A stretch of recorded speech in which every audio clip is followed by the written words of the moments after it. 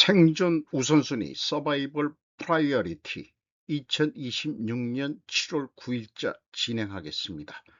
구독, 좋아요도 부탁드립니다. 오늘의 편집 내용입니다. ESC 공지 2028년 자산 10조 상장사부터 스코프3는 3년유예 유지. 김남균 서울경제 7월 8일 2028년 2027년 회계연도부터 연결자산 10조 원 이상 코스피 상장사를 대상으로 지속가능성 공시가 의무화된다. 공시 형태는 법정 공시로 즉시 시행하되 기업 부담을 고려해 면책제도 세이프 하버를 적극적으로 적용하기로 했다. 스코프3 공급망 전반 탄소 배출량 유예기간은 초안에서 제시됐던 3년으로 유지됐다. 법정 공시로서 공시정보의 신뢰성 확보를 위해 자본시장법 개정 시 제3자 인증도 제도화한다. 제3자 인증은 국내외적으로 인증 관련 실무가 충분히 축적되지 않은 만큼 2030년까지 의무화할 방침이다. 인증 범위, 수준, 인증업자 진입 규제 등 세부적인 제도 설계는 의무화 일정에 맞춰 구체화할 예정이다. ESG 공시 로드맵에 대해서 표를 만들어서 게재했고요. 스코프3는 전체 공급사슬 전체 탄소 배출량을 해서 검증받아야 되는 거죠. 이게 가장 키나 한 일일까 하는 생각이 들어갑니다. 결국 유럽의 무역 장벽이라고 저는 느낍니다. ISO 인정 제도는 유럽 중심입니다. 미국은 분명 이를 무시하고자 할 것 같습니다. 품질, 환경, 안전 인증 제도 시행으로 ISO가 발전해 왔는데 그거 외에 뭐 다른 인증도 많습니다. 대기업들은 별도의 전문 조직을 만들지 않으면 대응할 수 없었다. 조직을 나온 후 비상근 품질 환경 인증심사원으로 활동한 경험이 저는 있습니다. 공급이 많았으므로 대기업 외 중견 또는 중소기업은 전문 인력을 키우기도 어렵다고 그때 느꼈습니다. 중기청의 지원은 돈 주고 아이소 인증을 따는 식으로 됐기 때문에 결국 아이소를 형식화시키는데 중기청이 그 역할을 했죠. 기왕 ESG 시행은 사실상 QES를 모두 통합해서 옥상옥 같은 기업 규제를 완화하는 방향이었으면 합니다. Q, 퀄리티, E, 엔블로먼트, S, 세프티, 안전보건, 요거의 약자입니다. 이 인증시장을 먹기 위해 기존의 아이소 인증기관이 나설 것이며 심사원 교육 및 자격시험 제도도 생길 것이다. 아마도 회계법인이 이 영역을 또한 탐내고 있을 것 같습니다. 그들은 감사보고서 회계감사의 기득권을 통해 인적 자원을 확보해서 ESG 인증 영업을 확대할 것으로 전망됩니다. 회계, 가로치고 금융이라고 표현해 봤습니다. 회계가 법도리하고 공도리들을 지배하는 세상같이 느껴집니다. 기업 입장에서 아쉬운 입장에서 회계법인에게 ESG도 같이 계약할 확률이 높을 수도 있고요. 따로 아이소 기관들이 할 것 같은 ESG 기관을 또 별도로 만드는 그런 또 먹거리들을 만들어서 그 기업 돈을 뜯어먹는 그런 기관들이 또 생길 수도 있다고 봅니다. ESG만 전문으로 하는 기관도 나올 수 있다. 저는 그렇게 봅니다. 이 ESG를 강요한 세력이 바로 글로벌 금융 세력인 로스차일드죠. 2015년 세라톤 워코일에 와가지고 그때 뭐 유럽 등에서 이미 얘기했습니다만은 글로벌 투자 심포지엄에 와가지고 이것을 그 로스차일드 여사가 얘기했는데, 이런 뉴스가 있었다는 게 또 다행입니다. ESG 초기 주창자인 린 포레스터 드 로스차일드 여사, ESG를 쓰레기통에 버리고 새 용어 찾자 이랬답니다. 더 PR이라는 데서 가져온 것이었죠. 개인적으로 로스차일드가 기후온난화는 우주 천문 현상이라고 인식을 해서 ESG를 없애주기를 저는 바람하지 않습니다. 그래서 글로벌 금융 세력의 세계 지배까지 여기다가 다시 정리해 봅니다. 정보의 속도가 아니라 해석 능력이 불을 결정한다. 인과 사슬로 연결 해석해서 그러나 해석 알고리즘은 복제하기 어렵다. 과학의 발전 단계는 첫 번째 분류, 두 번째가 상관관계, 세 번째가 인과관계로 전개되어 왔습니다. 그러므로 일반인도 이 인과관계인 이펙트 코즈 이펙트 논리를 익혀야 한다고 생각합니다. 작금의 세계 사태는 위기 예측이 아니라 아예 위기 시나리오 계획을 세워 그 시나리오에 해당 국가 지도자로 하여금 실행시키게 만들어 돈을 버는 것 같게 느껴집니다. 한국도 그 시나리오의 대상이 될 만큼 경제가 커졌다고 보여집니다. 우선 코스피가 아닐까. 글로벌 금융 자본들이 이 주식을 널뛰기장을 만들어 가지고 거기서 돈을 이득을 보고 개미들만 남는 그런 거가 벌써 얘기가 되고 있죠. 21세기 글로벌 투자은행, 자산운용, 기술기업 등에 지금 로스차일드 자금이 들어가 있다. 이런 얘기입니다. JP모간, 골드만삭스, 스위스의 USB, 블랙락 등과 타일러가 소개한 구글과 같은 기술 제국, 테크노폴라, 스페이스X에도 로스차일드의 돈이 들어가 있을 것으로 충분히 합리적으로 생각해 볼 수 있습니다. 그래서 로스차일드에게 좌우 이념은 없습니다. 오히려 돈을 번다면 좌우 대립을 시켜 양쪽에 모두 돈을 배는 시나리오를 만들고 있는 중일 것이다. 누가 이기든 승리한 쪽에서 버는 돈이 더 많을 것이다. 자신들은 절대 기업 공개를 하지 않지만 전 세계 자본시장을 개방시켜 주식회사들의 주식을 글로벌 투자은행이 투자하게 만들었다. 로스차일드의 전 세계 네트워크 인적 자원들이 바로 글로벌 엘리트 층들을 부하직원으로 만들었다고 해석하게 됩니다. 로스차일드 불패구조 감상시의 생각을 다시 이렇게 정리해 봅니다. 국산 1호 농림위성 발사 성공, 한반도 산불 우주석 관측.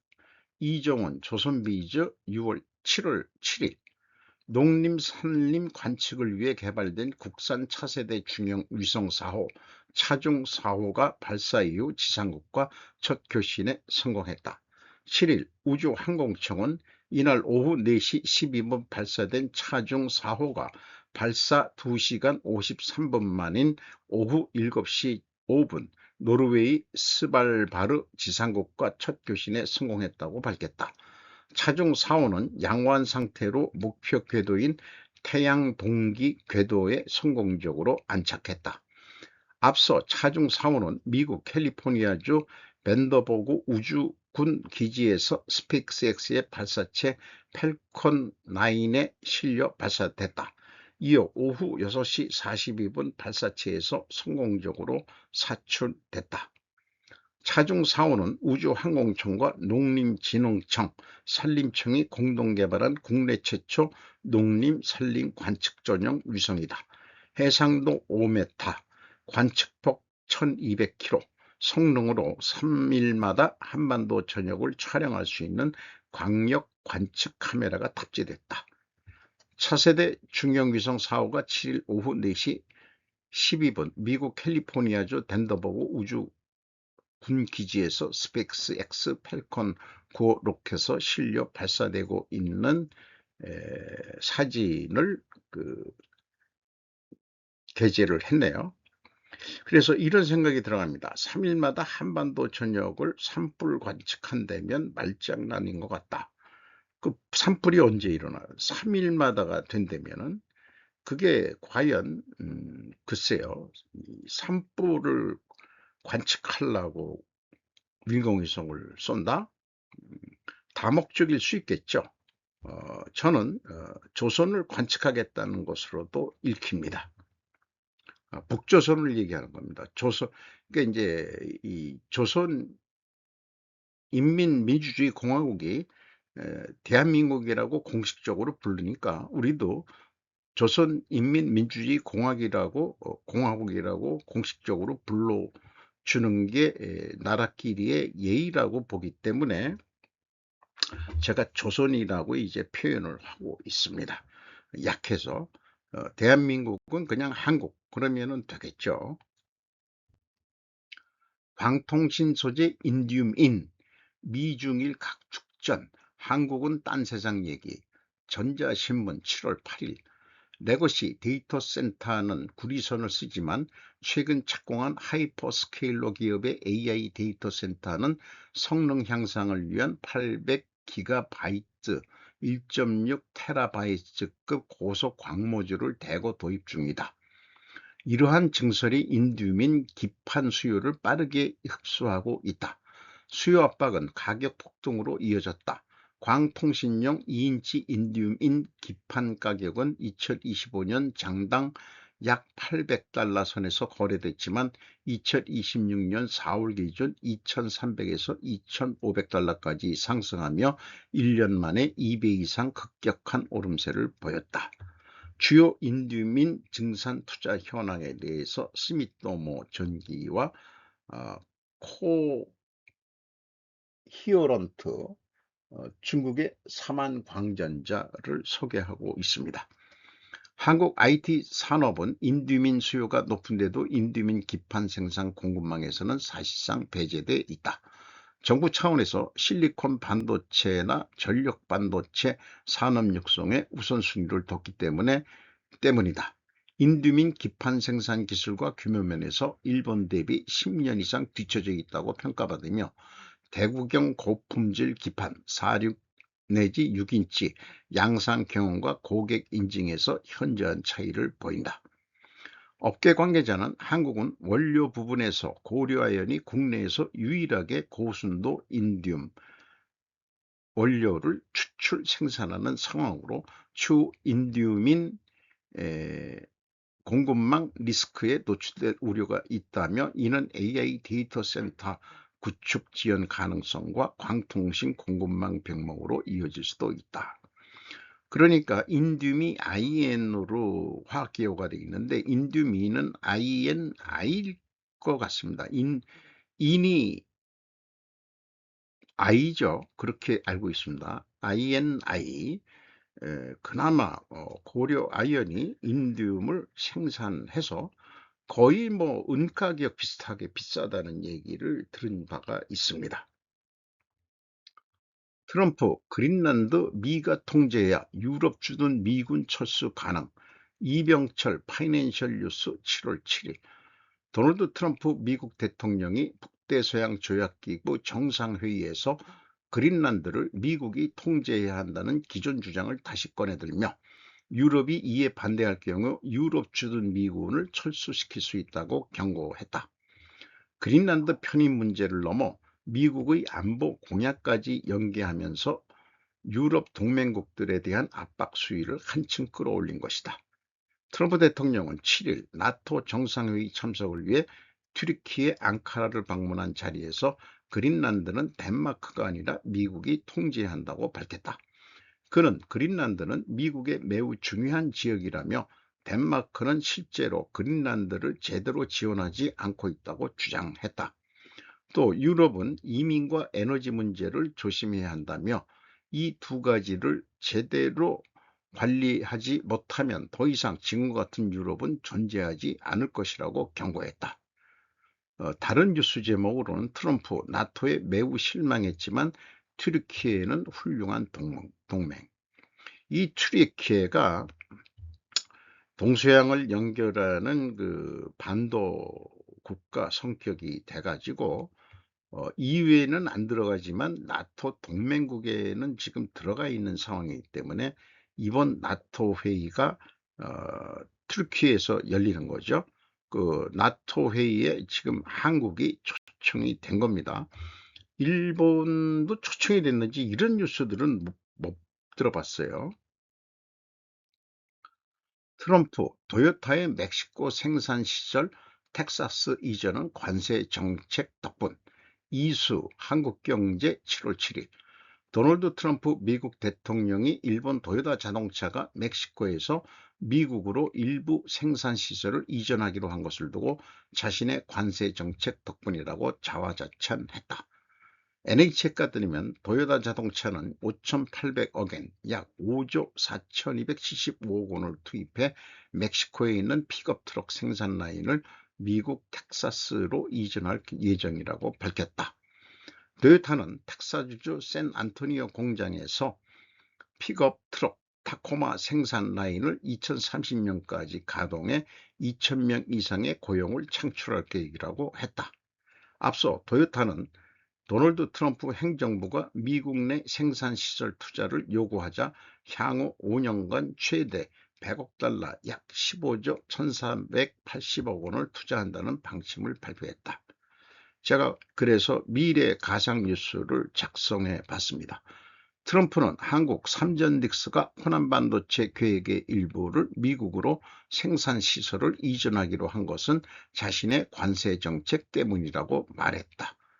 HBM 반도체 등에 미국이 관세를 때리면 미국 마이크론과 경쟁할 수 있을까? 이런 생각을 해보는 거죠. 지금 미국이나 그다음에 우리나라 언론에서도 어, 호남 반도체에 대해서 좀 부정적인 그 뉴스들의 견해 또는 우려의 글들이 좀 올라오고 있습니다. 그렇게 만들어 가지고 미국에 수출을 못한다면 뭐 하려고 증설하느냐. 그러니까 미국 입장에서는 미국에 공장 지어서 하면은 관세가 없는데 한국에서 들어오는 거는 관세를 100% 매기겠다. 그 가격도 올랐는데 그러면은 이재명이 생각은 못 팔면 중국에 팔면 되지 뭐. 이러면은 이제 친중 행각이 완전히 그 속내가 드러나기 때문에 아마 이재명의 수명이 오래가지 못할 수도 있다. 이런 것까지 정치적으로 연결이 됩니다. 플러그 파워, 호주 주요 수소 허브의 50메가와트 전해조 계약 체결.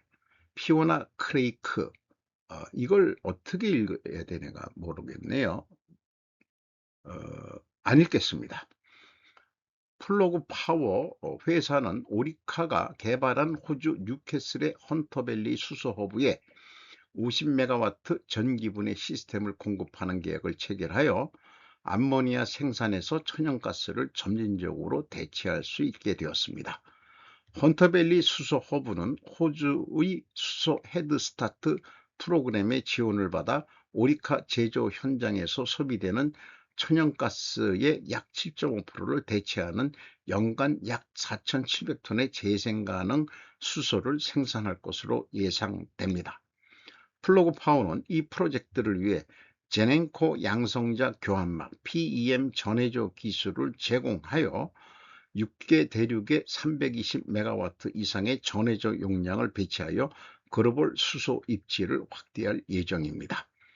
재생 가능한 전기로 구성되는 이 프로젝트는 전기 분해를 통해 수소를 생산하여 오리카가 암모니아와 질산암모늄 제조에 사용되는 천연가스를 점진적으로 대체할 수 있도록 할 것입니다.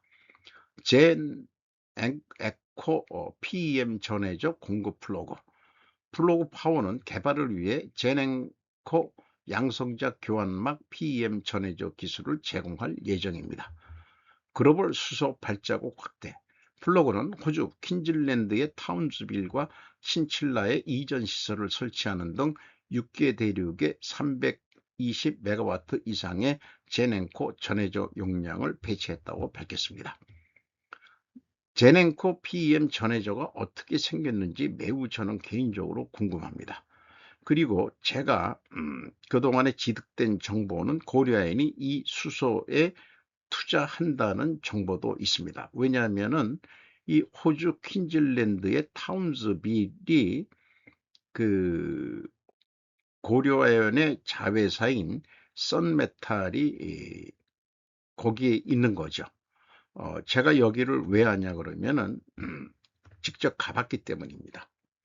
아이소 관련해 가지고 아까 맨 앞에 아이소를 얘기했습니다만은 그러니 그 별도 전문 인력을 그때 또 뽑지 안 뽑고 그냥 하시는 분이 하시면 어떻겠습니까? 규모도 작은데 그런데 결국은 그 공장장이 이름이 뭐였는데 결국은 자기네들은 뽑아야지 우리가 뭐 말이 선진국인데 업무 전문화를 위해서는 별도로 뽑아야 된다. 이런 얘기들을 했던 게 기억이 나네요.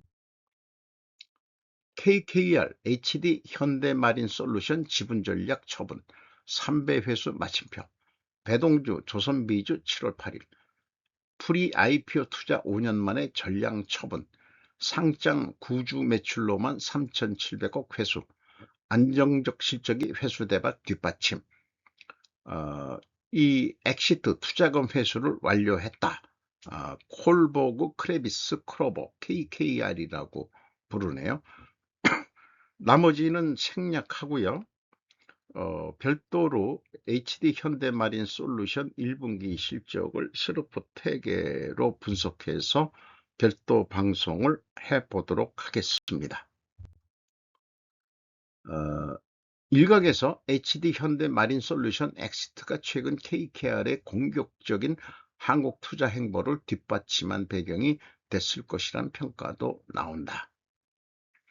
또 IB 업계 관계자는 PEF 운용사는 통상 펀드 자금과 인수금융 대출을 섞고 투자 재원을 조성하는데 KKR도 투자 당시 상당액을 차입한 것으로 안다. 그러니까 남의 돈을 빌려서 투자해가지고 돈을 벌고서 나갔다. 이런 얘기네요. 그래서 미리 여기 그 1분기 거를 스루프트회계로 분석한 것은 스루풋이 0.7% 증가했고 운영경비는 1.9% 감소해서 TOE 생산성이 무려 2가 넘습니다. 2.16. 그래서 영업이익은 808억 원으로 2.9%가 증가한 것으로 안정적인 그런 비즈니스를 하고 있는 것으로 보입니다. Government Russian new nuclear power plants for cheap cost unrealistic. 이게 국내 번역이 좀 마음에 안 들어서 그냥 제가 뭐 영어 실력자는 아닙니다만은 앞뒤가 뭔가 해석이 잘 안 되는데 이 비현실적인 얘기들이 지금 나오고 있다. 그 핵 전력에 대해서. 남면 코리아 타임즈 정부는 전력 수요가 재생에너지 용량을 앞지르면서 원자력 확장에 주력하고 있습니다. 당초 재생에너지라고 하겠다고 했다. 제가 기억은 삼성전자와 SK하이닉스의 칩공장을 짓기 위해 한국 남서부에 대규모 반도체 클러스터를 건설하려는 정부의 계획이 충분한 전력을 확보할 수 있을지에 대한 의문이 커지고 있습니다. 이재명 정부는 원자력 발전에 대한 현상 유지라는 초기 정책 기조에서 점점 더 멀어지고 있으며 재생에너지만으로는 프로젝트의 전력 수요를 충족시킬 수 없다는 점을 인정하고 추가적인 원자력 발전소가 필요하다고 주장하고 있습니다. 문제는 원자력 발전소를 건설하는 것이 반도체 팹을 건설하는 만큼이나 복잡하고 시간이 많이 걸린다는 것입니다. 새로운 원자로는 환경평가를 통과하고 송정망 및 기타 시설 근처에서 지역 주민들의 잠재적인 반대를 해결해야 하므로 현재 메모리칩 업사이클을 사라지기 전에 추가 발전이 가능할지 아니면 이 대통령의 임기가 끝나기 전에 가능할지 불확실합니다. 김성환 기후에너지환경부 장관은 전라남도 영광에 있는 한빛 원자력 발전소와 울산 울주군에 있는 세울 원자력 발전소가 추가로 2개의 원자로를 수용할 수 있다고 말했습니다. 반도체 공장은 24시간 안정적인 전력 공급이 필요하며 재생에너지 증가만으로는 그 수요를 충족하기 어려울 것입니다. 라고 김 씨는 말했습니다. 추가 원자력 발전소를 건설해야 하는지 신중하게 검토해야 합니다. 따라서 정부는 제한된 원자로 추가 계획을 반영하여 올해 하반기에는 국가전력 공급 계획을 업데이트할 것으로 예상됩니다. 광주에 있는 옛 군사 공군기지의 부지에 폐비 계획되어 있어 가장 가까운 주요 전력 공급원은 총 6기가와트의 발전 용량을 가진 한빛 발전소입니다. 원자로 1호기는 현재 유지 보수 중이며 나머지는 화요일 기준으로 총 6.16기가와트를 생산하고 있습니다. 예상되는 부족분을 충당하기 위해 약 2개의 추가 원자로가 필요할 것입니다. 원자로 건설에는 일반적으로 약 15년이 걸리지만 김 위원장은 적절한 부지가 확보되면 일정을 약 7년으로 단축할 수 있다고 말했습니다. 업계 관계자는 밀양 사례는 한 가지 예일 뿐이라고 말했습니다. 현재 경기도 용인에 건설 중인 별도의 반도체 클러스터의 인접 지역의 전력을 공급하려는 계획에 대한 지역적인 반대도 계속되고 있습니다. 한빛 공장은 또한 사용 후 핵 연료 저장 시설을 확장해야 하는데 한계에 직면해 있습니다. 3월 현재 4호 핵 연료 저장풀은 85% 이상 가득 찼으며 3호기와 4호기는 이미 90%를 넘어섰습니다. 현재 속도로는 2030년까지 수용 인원을 도달할 것으로 예상됩니다. 수용 용량인데 번역이 이렇게 됐네요. 이 정부가 임기가 끝나기 전에 가시적인 진전을 이루기 위해 경쟁하면서 정치권에서는 기존 원자로보다 더 빨리 배치할 수 있는 소형 모듈형 원자로 SMR과 같은 대안을 점점 더 많이 내놓고 있습니다. 저농축 우라늄을 사용하는 기존 원자로와 달리 SMR은 고분석 저농축 우라늄을 필요로 합니다. 현재 러시아 국영 테넥스와 미국의 본사를 둔 센트러스 에너지는 상업적 규모로 HALEU 고분석 저농축 우라늄을 생산하고 공급할 수 있는 몇 안 되는 공급업체 중 하나지만 센트러스는 최근에야 상업화한 초기 단계에 접어들어 공급이 불확실한 상태입니다. 민간 영리기업에서 이런 기획을 한 사람은 실현의 커다란 장애물을 해결하기 어려우므로 아마 이미 잘렸을 것입니다. 그런 계획을 할 리가 없죠. 그러니까 제 얘기는 빗대어서 얘기하는 겁니다. 푸틴 지지율 급락, 러시아와 우크라이나의 미래는 어떻게 될까? 뉴스위크 퀴즈 1번판 브래든 콜. 정부기관의 조사에서도 지지율이 급락하는 경향이 있다. 블라드미르 푸틴 러시아 대통령이 지지율 급락에 직면했다. 배경에 있는 것은 우크라이나의 전면 침공에 기인하는 연료 부족이나 인터넷 차단, 경제 침체다. 모스크바에서도 연료 규제가 있다. 거액의 국방 지출이 뒷받침해온 전시 경제에도 그늘이 드리워졌다. 이란 전쟁으로 인한 세계적인 유가 급등에도 불구하고 러시아 경제 발전, 무역 장은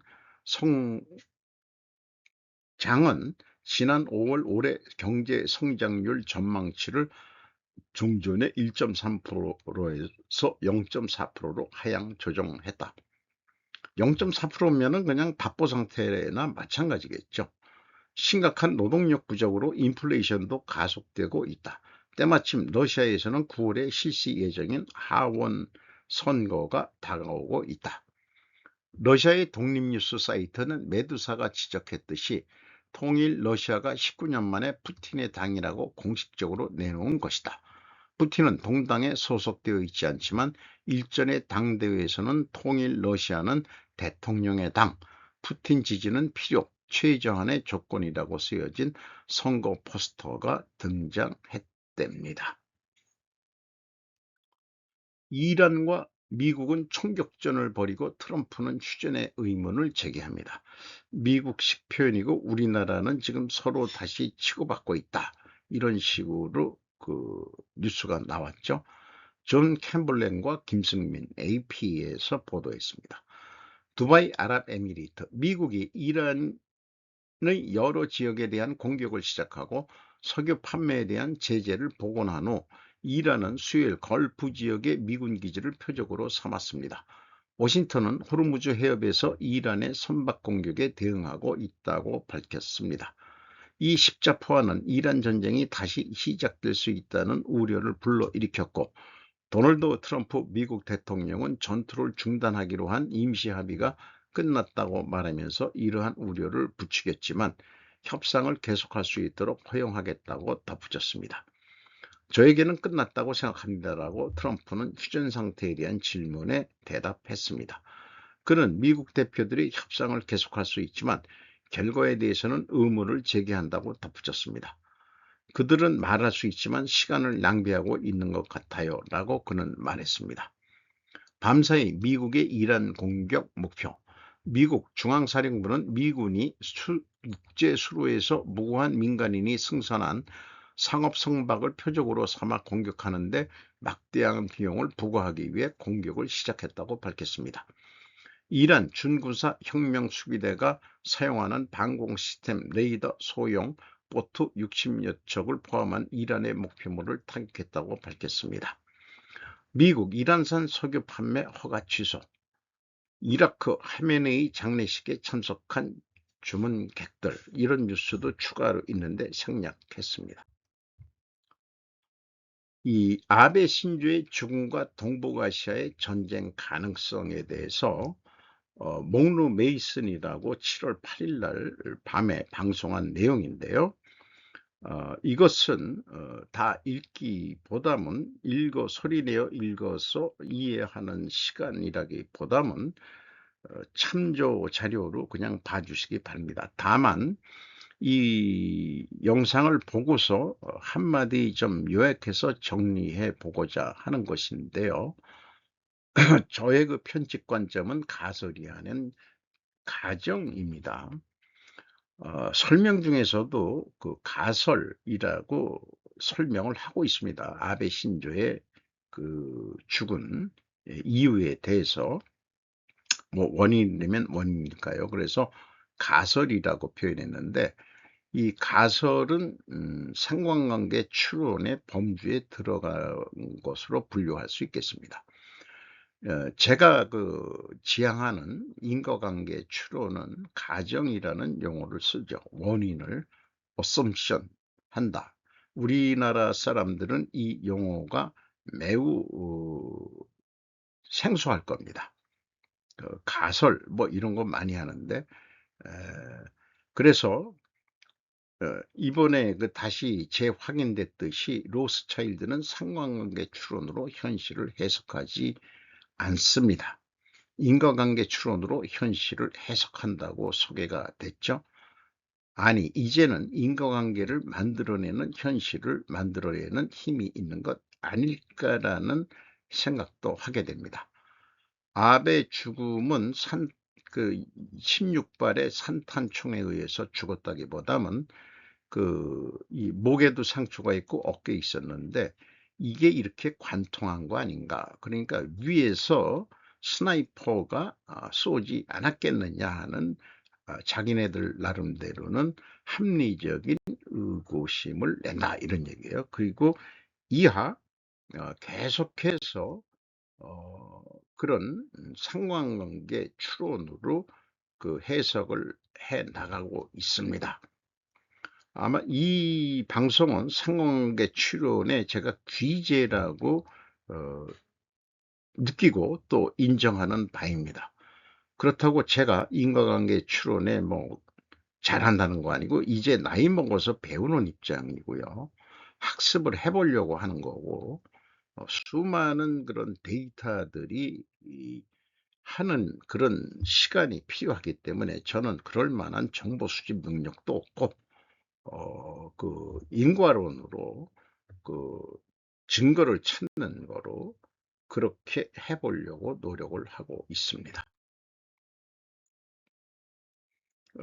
화면을 정지해서 읽어 보시면은 여기도 결국은 여기에 이제 그 가설 얘기가 나왔고요. 어, 로스차일드 얘기도 꼭 나옵니다. 음모론으로서의 아베 죽음의 원인은 핵개발이다.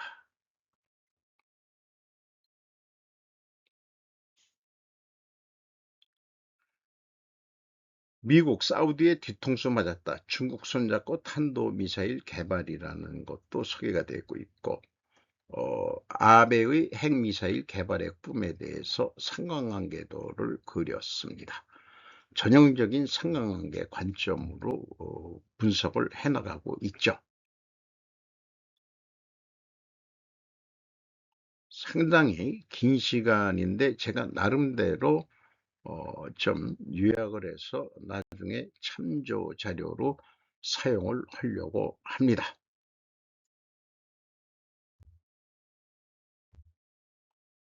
신보수선언, 소비자 주권 시대를 향해. 그래서 오늘 로스차일드 얘기도 나왔습니다마는 글로벌 금융자본 대항이라고 표현, 대응, 그렇게 돈 있는 초부자하고 우리 일반 서민들은 어떻게 살 거냐. 소비자 주권을 좀 얘기해야 되는 거 아니냐. 그런 생각이죠. 오늘도 좋은 하루 되시기 바랍니다. 굿아이.